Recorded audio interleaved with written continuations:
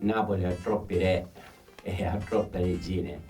Si è combinato un regno pieno di re, di regine, di duchi, di marchesi, di baroni. Basta, basta. Ci sono le persone che hanno lasciato il segno più di tutti, come dicevo prima, e persone che non l'hanno potuto lasciare. Che allora se parliamo di re, Mario Merola è un re, Sergio Bruni è un re, Mario Revi è un re, Pino Mauro è un re, Mario Abate è un re, se parliamo del Carosone della classica, della moderna, D'Angelo è un re, Finizio è un re, e D'Alessio è un re, Mauro Nardi.